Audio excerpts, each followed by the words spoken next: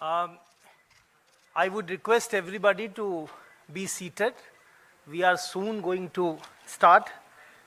Before we do that, I also request everybody to put their mobile phones on silent mode.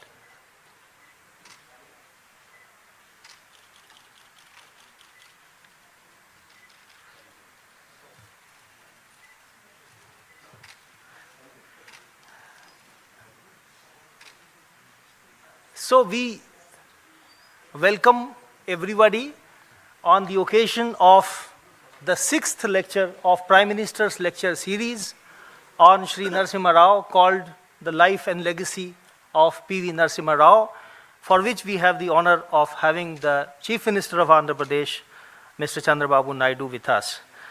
We extend a very warm welcome to him and to all members of the audience for their gracious presence. At the very beginning, may I request our Honorable Chairman, Shri Nripendra Mishra, to give Tulsi plant to Mr. Chandrababu Naidu.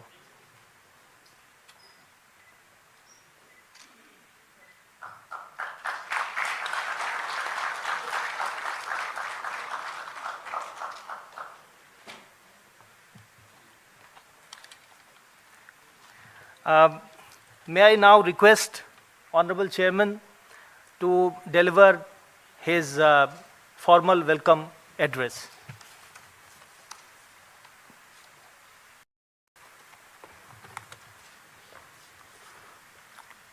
Namaskar.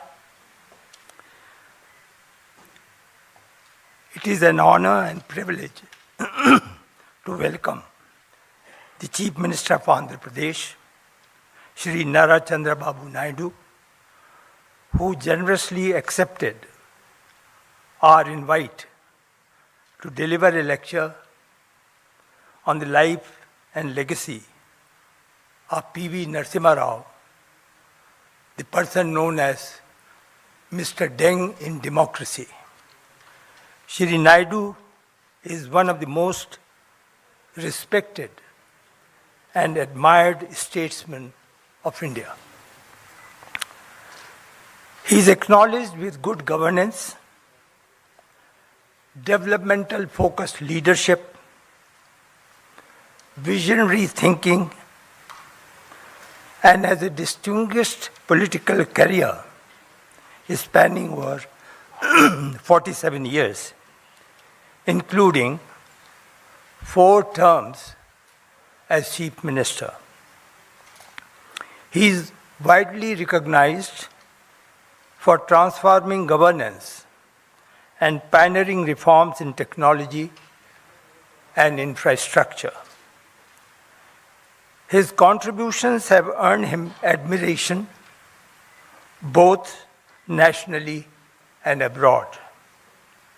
He has always believed that good governance, backed by sound economic policies, is the best form of politics. Known as the architect of modern Hyderabad and a trailblazer of e-governance, he has helped shape India's growth trajectory in critical sectors such as IT, digital governance, infrastructure, and public administration. Born on April 20, 1950 in Chittoor district into a humble farming family, Shri Naidu demonstrated leadership qualities from a young age. He completed his pre-university and undergraduate studies at Sri Venkateshwara College, where he was also elected as Student Union President. In 1978, he was elected as a member of the Legislative Assembly from Chandragiri constituency, just 28 years in age. By 1980, he was appointed a minister in Andhra cabinet. He rose through party ranks to become General Secretary of the Telugu Desam Party and President of the Farmers' Council. In 1995, at the age of just 45, Sri Naidu became the Chief Minister of Andhra Pradesh. He has made significant contribution to national policies as well.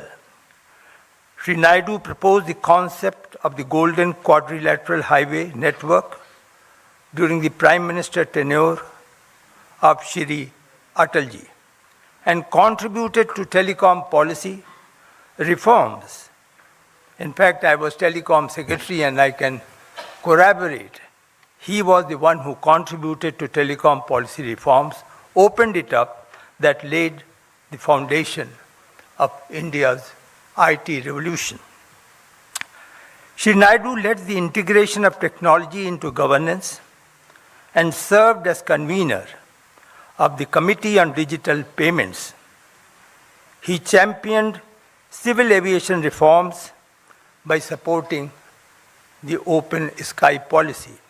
Today, we all have many private-run airports.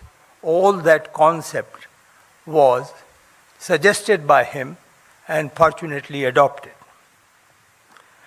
After 2009, as leader of the opposition, Sri Naidu remained committed to public welfare, earning people's trust through consistent advocacy. In 2024, he returned as Chief Minister with renewed vision and focus. Shri Naidu has won several awards, including IT Indian of the Millennium from India Today, Business Person of the Year by the Economic Times, South Asian of the Year by Times Asia, Golden Peacock Award for Leadership in Public Service and Economic Transformation. He also got recognized about the membership, included in the membership in the World Economic Forum Dream Cabinet. He was described as one of the hidden seven working wonders of the world by Prophet. Naidu was offered as a part of his recognition honorary professorship by the US Business School, the Kellogg School of Management in 2000. Sir, just one or two lines about this museum and this institution called now PMML. The Prime Minister's Museum and Library was established on 1st April 1966. The institution proudly houses one of the nation's most distinguished library in the field of history, social science, and public policy. After the inauguration, sir, of Pradhan Mantri Sangrahalaya in April 2022, we started a new PM lecture series in which lectures focusing on lives and achievements of all our prime ministers are organized. The inaugural lecture was delivered by Honorable former President of India, Sri Kovind, on the life and legacy of Sri Atal Bihari Vajpayee. Sri Arif Muhammad Khan delivered the second lecture on Jawaharlal Nehru. Sri T.N. Nainan delivered third lecture on Lal Bahadur Shastri. Dr. Karan Singh delivered fourth lecture on Indira Gandhi, and Shri Haribans, our Deputy Chairman of the Rajya Sabha, delivered fifth lecture on Shri Chandrasekhar. Today we have the sixth lecture in that series. I now take this opportunity to invite Shri Naidu to speak on Bharat Ratna Shri P.V. Narasimha Rao, who had also served as the Chief Minister of Andhra Pradesh. I welcome Shri Naidu to deliver the lecture. Thank you for delivering the welcome address, sir.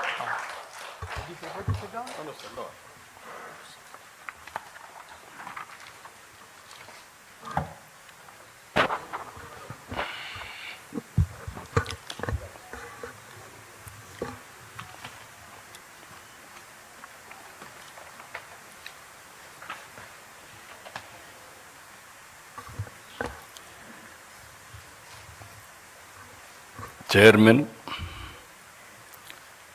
Prime Minister's Museum and Library, respected Sri Nupendra Mishra ji, Director, Prime Minister's Museum and Library, Sri Ashwini Lohan ji, and also respected N.V. Subhash, eldest grandson of P.V. Narasimha Rao, now BJP spokesperson of Telangana, distinguished guests, ladies and gentlemen, good evening, all of you. We have gathered here today to reflect on the life and legacy of one of the greatest sons of Bharat Mata, and also Bharat Ratna, our Prime Minister, former Prime Minister P.V. Narasimha Rao garu. P.V. Narasimha Rao garu, I had a very good equation because we were all one state, from Telugu state at that time. I had a very good equation with him. I know him very well. He was a great statesman and also visionary. The Telugu community is proud of him. He was a true Telugu Bidda who reshaped the destiny of our great nation. Born in a humble family, that too farming family, he showed brilliance from a young age. He was a student leader, a freedom fighter, a scholar fluent in 17 languages. Now we are all talking, why should we learn Hindi? Not only he learned Hindi, he has learned 17 languages. That is how he has become a great man. I am very happy. Today I witnessed one of the best, our museum. I really appreciate management committee. Now if you come here, who is who has brought what public policy, how it is reflecting on our lives, and also how it is going to reflect for future of all of us. If you go back again, his political journey, P.V. Narasimha Rao is a shining example of balanced and thoughtful leadership. He served the country in many important roles as a member of parliament, Chief Minister of Andhra Pradesh, as Union Minister for External Affairs, Defence, Home, and of course finally Prime Minister of India. Very few leaders have had such vast experience, who is aware of social, political and economic challenges country is facing. If you see here, post-independence India, I am dividing two parts. One is from freedom to economic reforms. From economic reforms to now, post and pre-independent economic reforms. In the pre-economic reform era, before 1991, India followed a socialist economic model. Economy saw heavy regulations, restrictions known as license Raj. Foreign investments was limited and business faced a lot of hurdles. The economy grew very slowly averaging at around 3 to 4%. These are all history. By 1991, India was facing major economic crisis. By mid-1991, our foreign exchange reserves hit in all-time low, just sufficient for few weeks to import diesel and petrol. We are forced to pledge our sovereign gold. It was time to bring in bold reforms and usher in a forward-looking public policy. Always I consider public policy is a deadly combination. If you evolve proper public policy and execute properly, then you can transform totally country's future or state's future. If you see here, as India was facing this challenge, major global challenges in policy and reforms were shaping the world. In 1978, Deng Xiaoping, just now, Chairman has introduced P.V. Narasimha Rao, was Deng Xiaoping of India. His philosophy, economic philosophy in China, which is summarized by the famous saying, always I used to quote this quotation, it should not matter if a cat is black or white. If it catches mice, it is a good cat. If it is black, then it is even sometimes we will go back sentiments. So that is how he made summarize. And also China had launched economic reforms and the impact of the same was seen globally now. During 1891, Mikhail Gorbachev introduced major politico-socio-economic reforms under the umbrella of perestroika and glasnost. Two big countries, two different type of reforms. These two public policies took two countries in different directions. If you see today, China and also erstwhile Russia, it is in this context that P.V. Narasimha Rao became the Prime Minister in India in June 1991. He recognized that the crisis was an opportunity and realized that India needed bold economic reforms. He went ahead and launched the economic reforms, launched the historic economic reforms, that is 1991. He has changed the future of India. We are all here today. We are enjoying the benefits of his economic reforms, the fruits of his reforms, either education or so many things if you can go through now. Previously, that is pre-economic reforms and post-economic reforms, there is a vast difference. According to me, is a game changer. One, China, Deng Xiaoping was respected in that angle. India's Deng Xiaoping, P.V. Narasimha Rao, nobody can forget his contribution for the nation.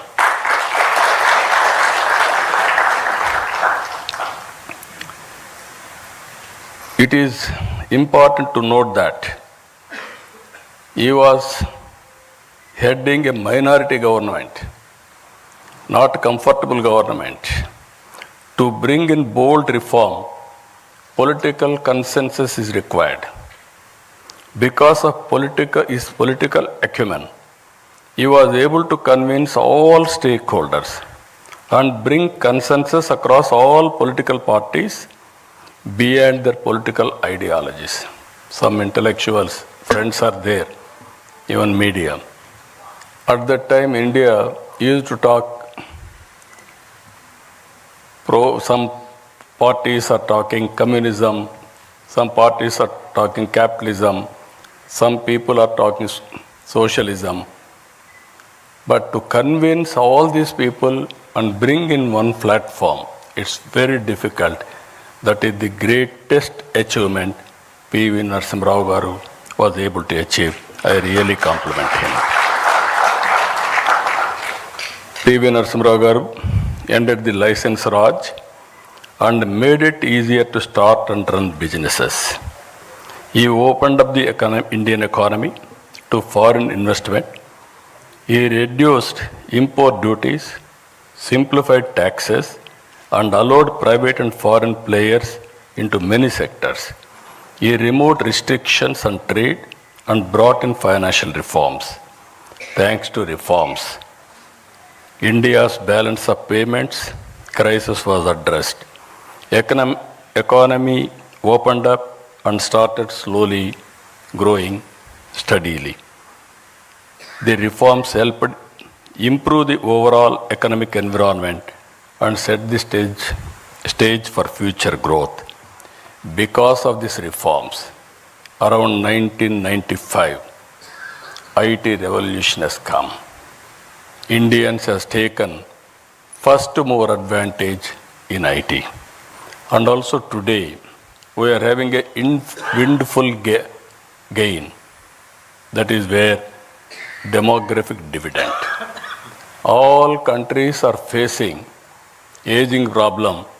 Only India is having advantage by having this type of youngsters.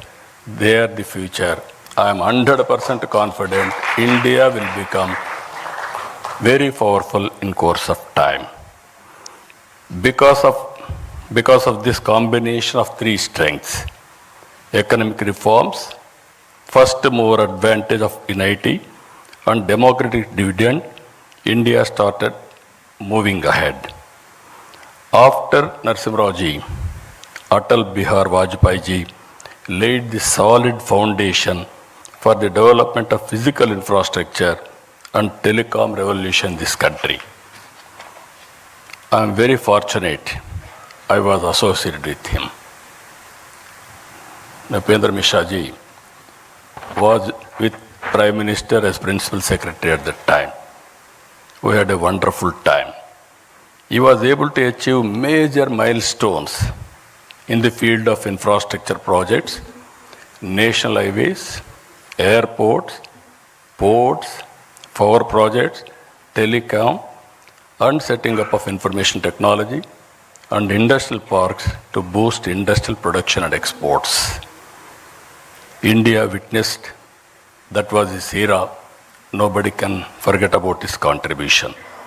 India witnessed coalition governments from 1989 till 2014. Because of economic reforms, coalition governments were able to produce better results, which the governments with clear majority in the past were not able to produce. That is where I am saying pre-economic reforms and post-economic reforms, that is the power of public policy. A turning point came in 2014. The electorate gave a strong and clear mandate to a bold and visionary leader, Honorable Prime Minister Narendra Modi ji.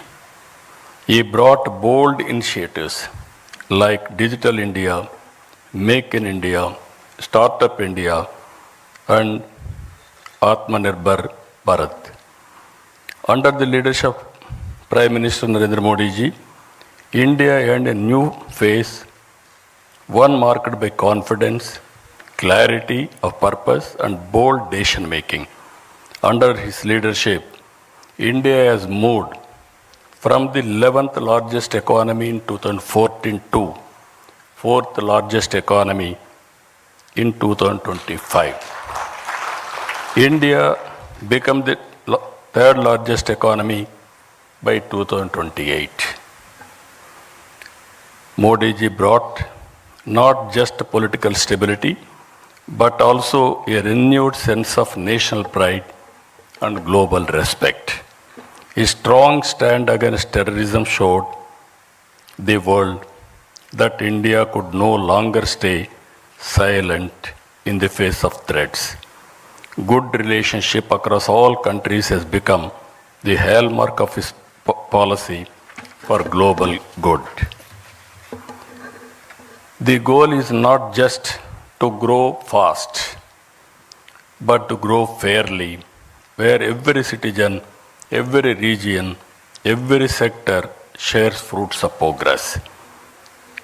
Rightly called Sabka Saath, Sabka Vikas, Sabka Vishwas. Recently, the World Bank latest estimates, India has achieved a remarkable position as the fourth most income equal country globally with a Gini index score of 25.5 and a score of America and China are much below at 41.8 and 35.7 respectively. Here we have to understand with public policies.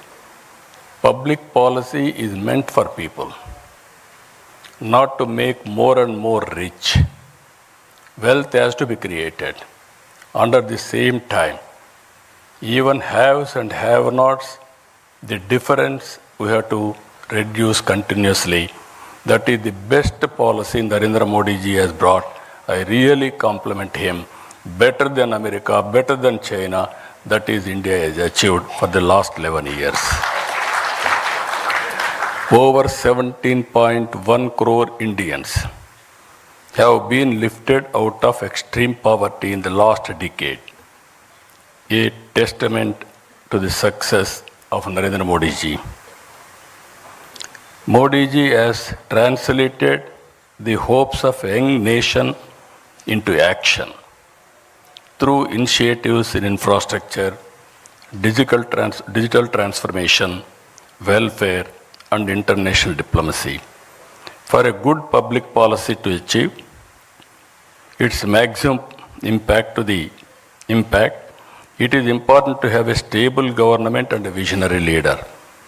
Today, our country is fortunate to have a right leader at the right time, at right place. Everybody should recognize it. Sri Narendra Modi ji is taking India to global heights with confidence and clarity. He has given us the vision, Vikasit Bharat 2047. In the year, all of us will go to history. In the year 1978, when China started economic reforms, if you compare India and China, 140 billion US dollars economy, both are same. And if you go to America at that time, you see America, $2.3 trillion US economy. From then, if you compare both China and India, one stage, America 15 times higher than these two countries. Today, if you see US, China and Indian economy, 30.5 trillion America, 19.2 trillion China, 4.2 trillion India. The US economy, which was 15 times bigger than China in 1978, is only 1.5 times bigger now. They are catching. The US economy, which was 15 times bigger than India, is now 7 times. We are behind. If you see here, India has consistently demonstrated their excellence on the global stage, earning recognition for the talent, technical expertise, and innovative thinking, whether in space technology or healthcare or entrepreneurship. Indian professionals have shown that they can compete and lead the highest levels globally. you are seeing recently, around 20, who are all best people, wealthiest people in the global community, who are all migrated, 2 are from India. And also 125 global rich people, around 12 are from India. Our people globally are doing extremely well. I don't have any doubt about it. That is their performance today. The world will look to India and Indians for delivering solutions that drive progress and transformation across industries worldwide. The stature and performance of Indians across various leadership positions globally is already visible. It is important to take this to the logical conclusion. All of us, it is a very historical occasion. All of us has to remember P.V. Narasimha Rao's contribution. We have to pay homage to him. And also we have to remember Atal Bihar Vajpayee ji. He has contributed to the great nation and also very strong foundation he laid. And at the same time, earlier I told you India is having 3 strengths. One is economic reforms. Second is demographic dividend. Third one is first mover IT advantage. Now we are having one more advantage. That is very strong and stable leadership, Narendra Modi ji. I am telling you this with my heart. I have seen all politics for the last 5 decades nearly. Pre-economic reforms I have seen. Post-economic reforms I have seen. I have worked with different prime ministers very closely. And I supported prime ministers. And I was a coalition partner also. By seeing all these things, at one stage, if you see, around 1995, 91 economic reform started. I became Chief Minister in 1995. I started second generation reforms in Andhra Pradesh. That is where Atal Bihar Vajpayee ji was the Prime Minister. Nupendra Mishra was the Principal Secretary to him. I used to go with new ideas every day. And also I used to influence him, lobbying him for getting it done, positive things. I was very happy the way things have happened. I remember very well when he was with PM. One day I went to Honorable Prime Minister one idea. That is roads, national highways. The youngsters may not remember at the time. All our roads are in bad condition, full of potholes. To travel one place to another place, very difficult, miracle. Then I asked him, we have to change this policy. I went to Malaysia, small country, 2 crore population. They had 8-lane road, east and west coast corridor, one of the best road. I traveled 200 kilometers that road. Then I came and asked him, he constituted a committee. We gave a recommendation. First proof of concept we have done in Andhra Pradesh, that is Nellore to Chennai. Now golden quadrilateral road. And also every road if you see now, we are not inferior to anybody in the world. Much, much better roads we are having. That is the achievement we are able to do. Second one, I had a bitter experience at that time. Telecommunication. Now, fortunately, you are all having cell phones. So you didn't remember olden days. We had only 2 companies. One company, BSNL, domestic calls, Another company, VSNL, international calls. If you wanted to call, we have to register a call through manual exchange. You will write down. At that time, there are different calls. Ordinary call, emergency call, lightning call. Lightning call used to come once in a week or 10 days. That is what you call lightning call. If operator wanted to connect anywhere, he can connect within no time. Then I went to Honorable Prime Minister at that time. I requested him, China is moving very fast. Why can't you move? Then he asked us to constitute a committee. 2 members, myself and Honorable Finance Minister, both of us gave a report. That is how deregulation has come. Today, every ordinary man, wherever he is having a cell phone. Now, jokingly, I am telling today, with all meetings also, people heckled me at that time. Cell phone can give food. They sometimes political attack also. Even Shekhar Gupta is there from the beginning. He was witnessing me. But today, wife can live without husband. Husband can live without wife. But both of them are unable to live without phone, cell phone. Cell phone has become a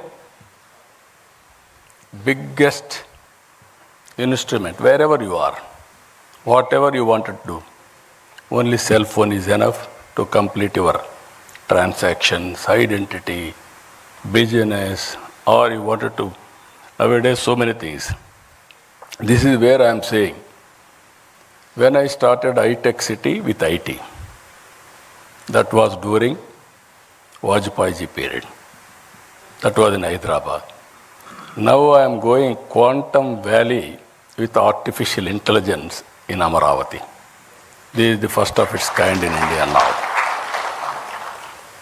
Now, why I am telling all of you, economic reforms has opened up. It gave so many opportunities. We are able to reach, as on today, 4th largest economy, another 1 or 2 years' time. But from now to next level, that is to be number 2, number 1, 4.5 times and 7 times, we have to compete. But it is possible. We are in inspiring time. For every field, historical data is available. Now tools are available, artificial intelligence. Quantum computing is coming. Knowledge is available now. Global knowledge is available. Now real time data is available. Drone is available. You can get very cost effective data. Now satellite is available. Even it is more cost effective. Even CCTV cameras are available, and also wearables, IoTs, and also sensors. With all these things, you name anything. Prediction of thunderbolts, prediction of cyclones, prediction of cloud burst, and also the impact of flood. Everything, even wind, direction of wind, pest in the wind, even so many things are going to come. Reservoirs, water levels, groundwater level, even soil moisture. So like that, 40 to 50 parameters, it is available for public. With all these things you can apply, solution will be 90 to 95% accuracy. But how to use all these things, that is the leadership quality. So I am saying today, we are inspiring time. Another 20 years is very, very crucial for India. If all of us will work with a dedication, and also, if you see here, India will move from being the 11th largest economy to third position by 2028. Now we have to move upward to number one globally.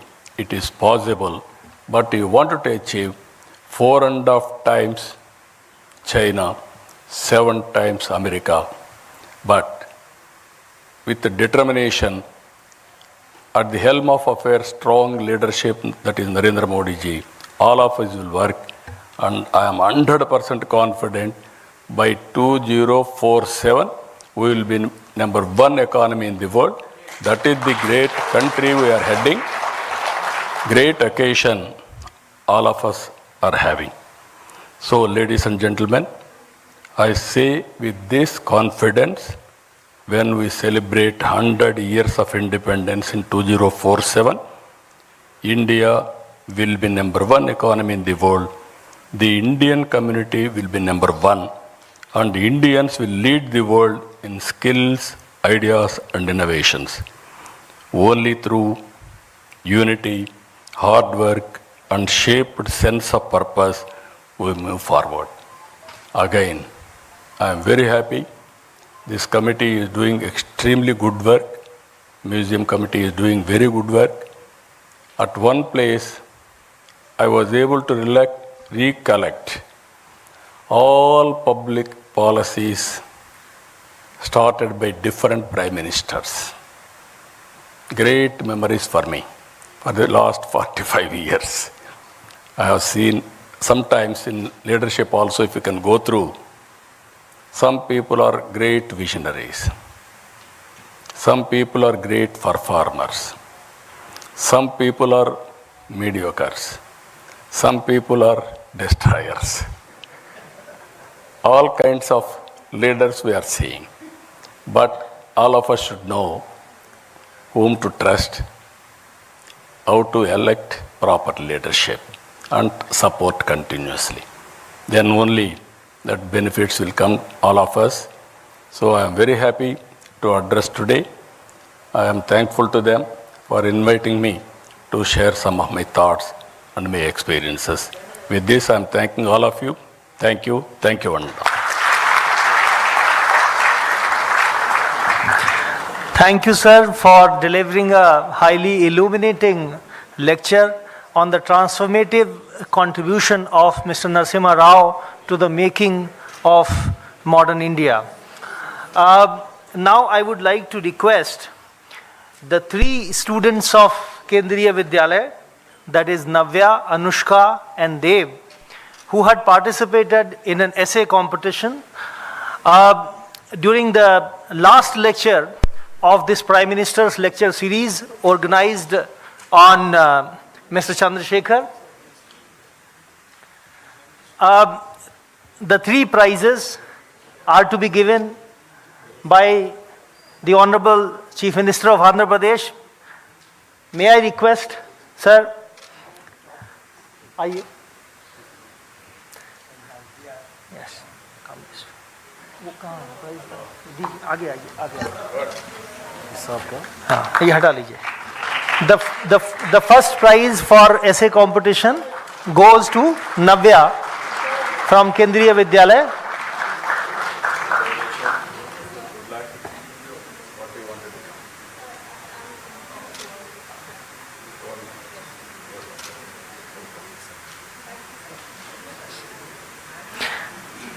The second prize to Anushka.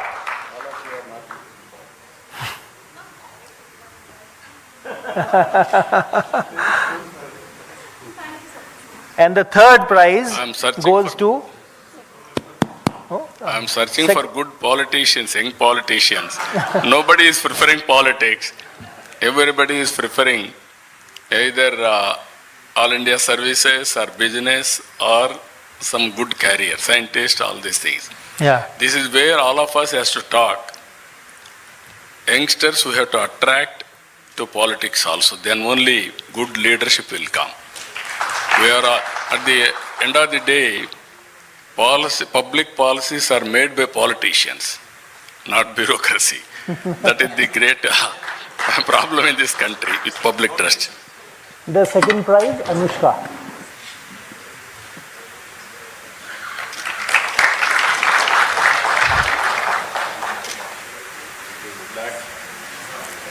Yeah.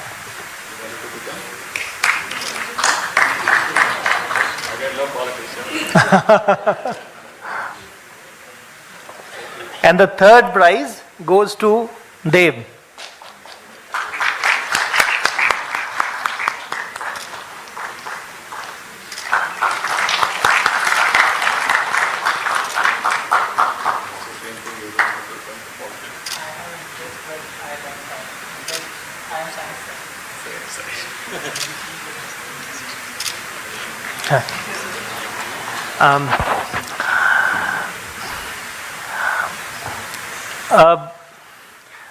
Mr. Chandrababu Naidu has very kindly agreed for a few questions. We have time for just a few. I would request the distinguished members of the audience who are interested in asking a question to introduce themselves at the beginning and be very, very brief and focused. Mike. Yes, There. take the mic there.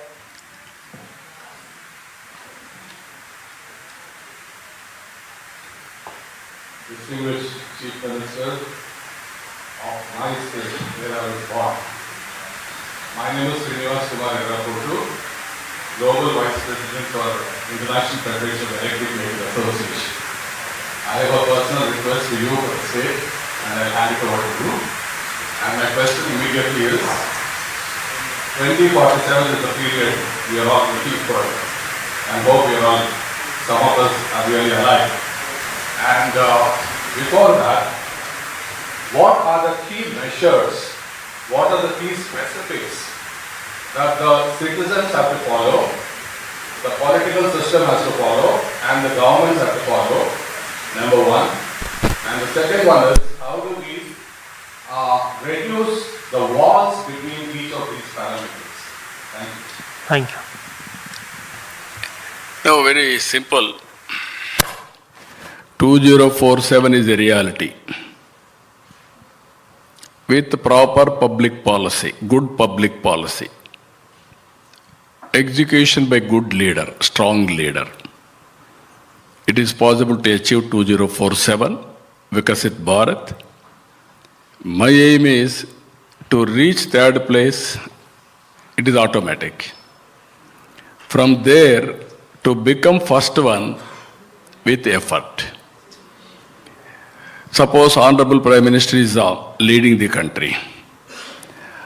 All our responsibility, what is good for the nation, what is good for us, we have to adopt it.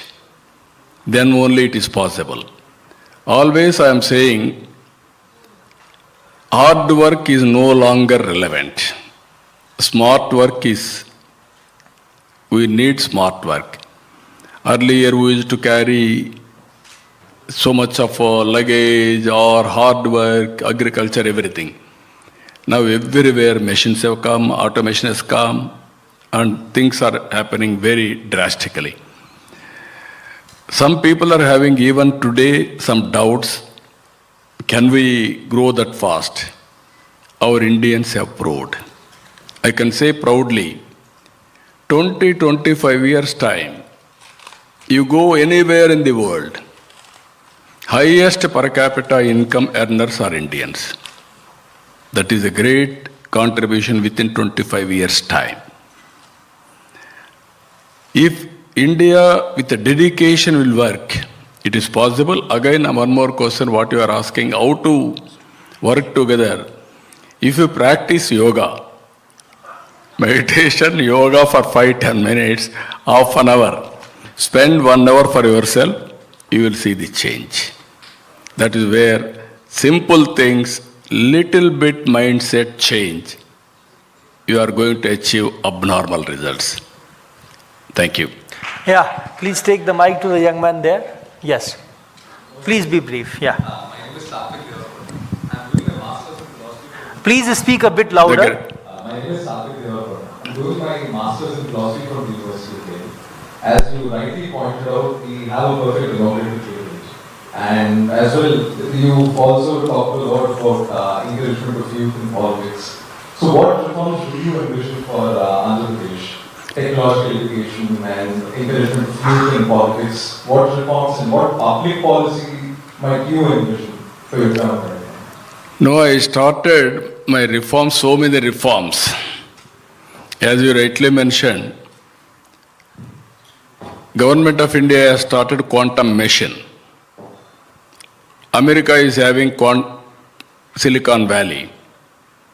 Why can't we have Quantum Valley? That is where I started Quantum Valley in India.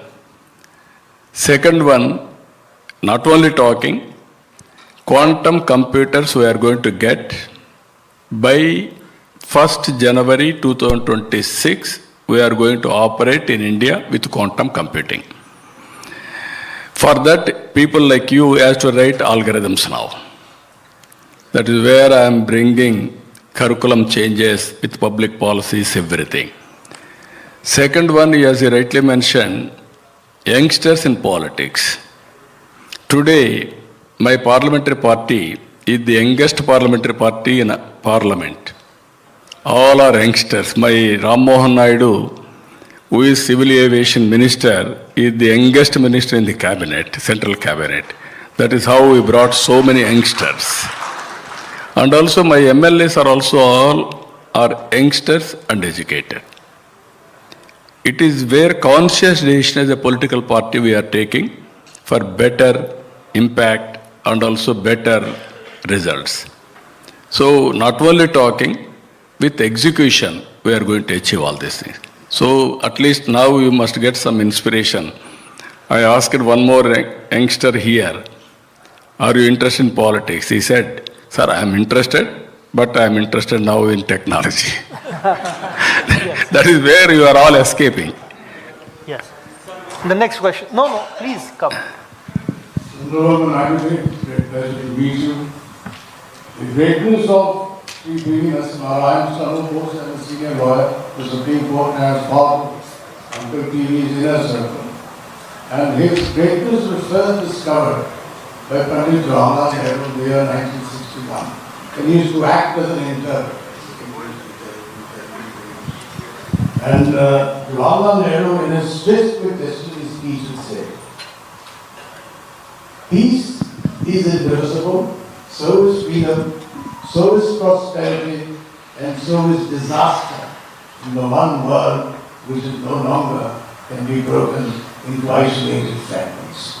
How do you react to that in the present conflict, of war and bloodshed and disaster and lack of prosperity?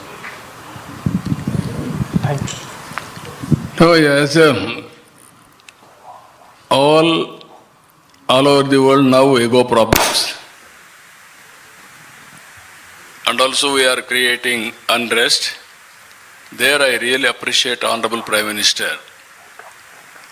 He is working with global leaders for global peace also. And at the same time, terrorist attack is not only talking, he is promoting and acting. Recently, Pakistan, when they attacked us in the name of Sindoor, with precision, within 25 minutes, they have taught them a lesson.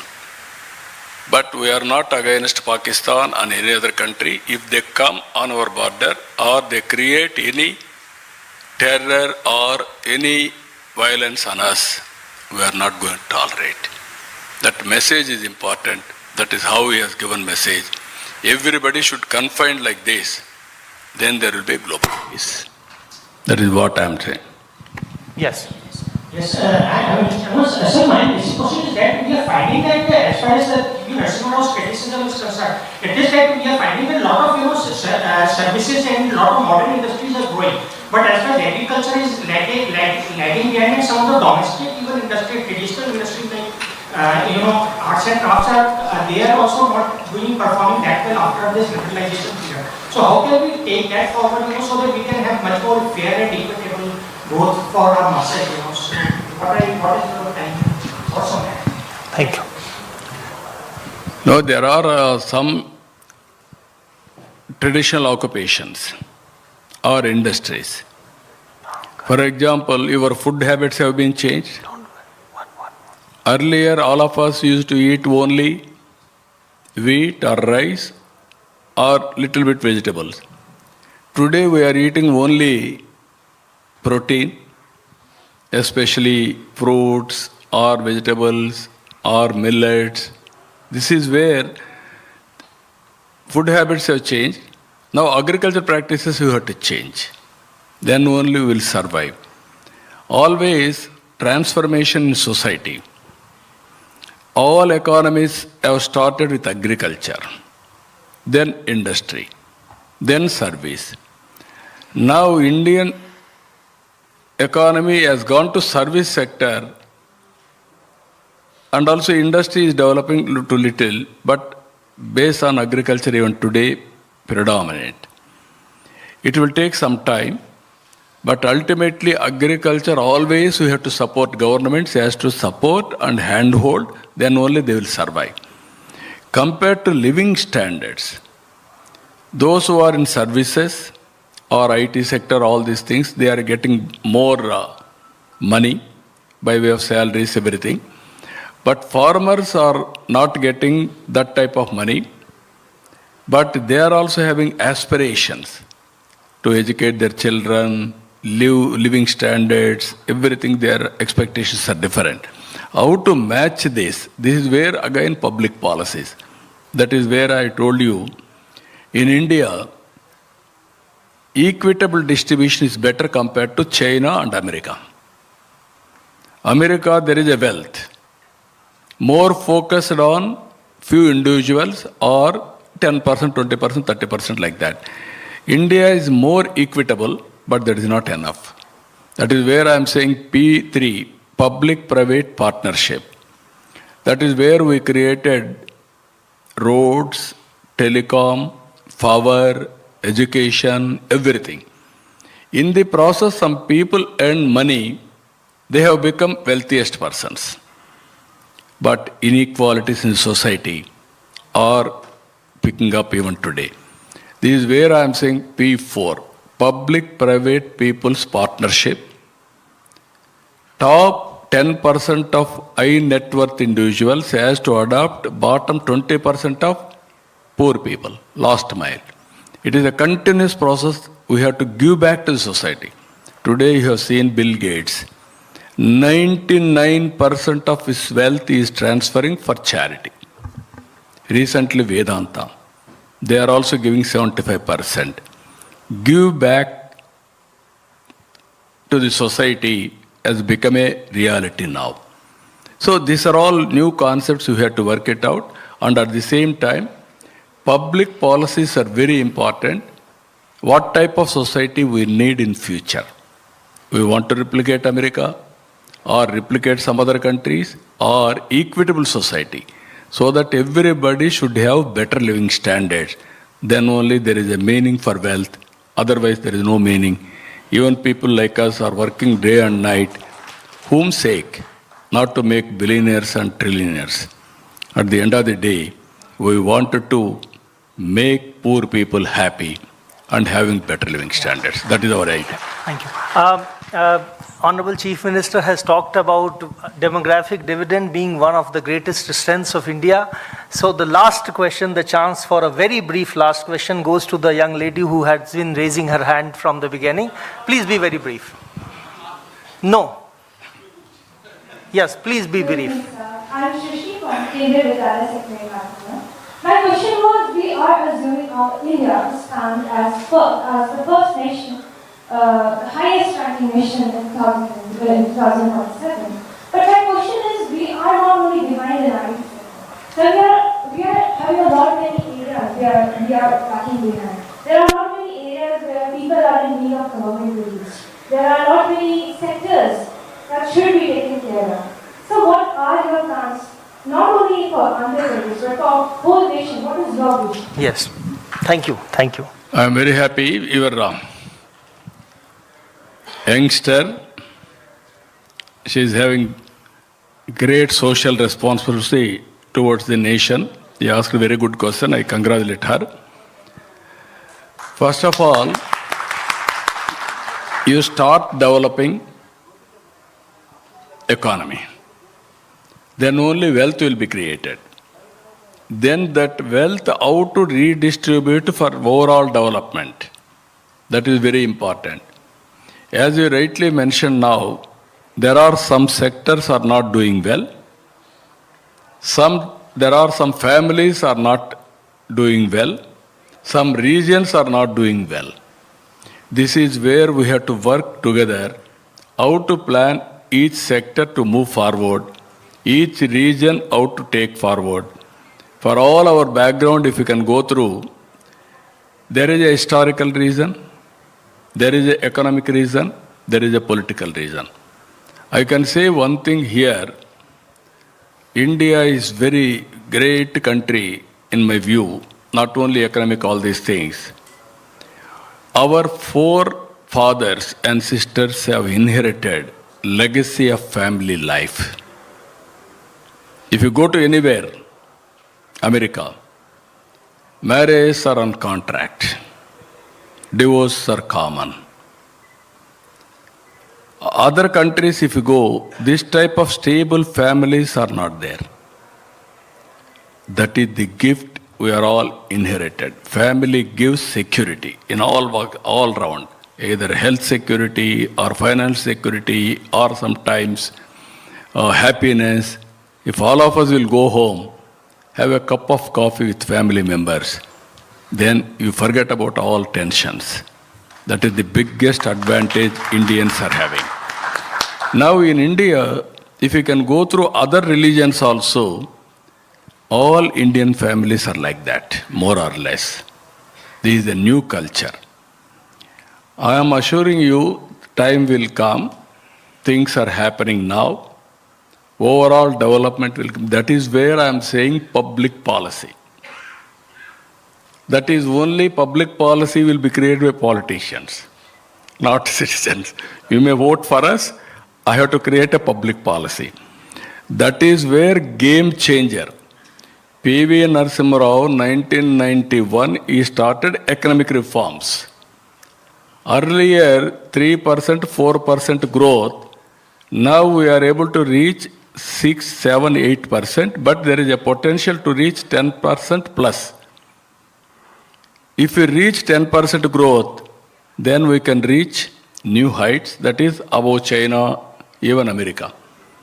So, every sector you have to focus. That is where Vikasit Bharat, clear milestones for the nation. I am having Swarna Andhra Pradesh, clear milestones for 2047. With all sectors, all people. I am confident we can achieve it. That is where I am saying wealthy, healthy, happy society. That is inclusive growth rate. That is possible.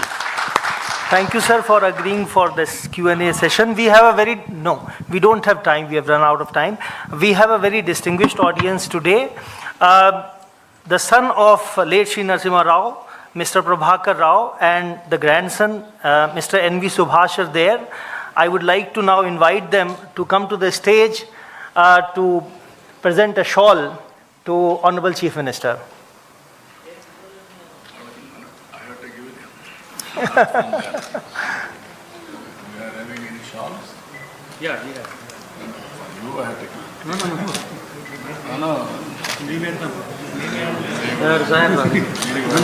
members, proud of you.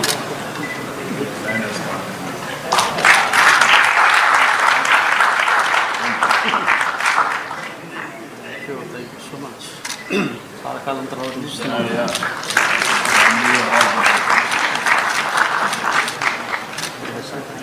Nice. Now I would like to invite our director, Mr. Ashwini Lohani, to deliver the formal vote of thanks. After the formal vote of thanks, kindly join us for high tea outside the auditorium.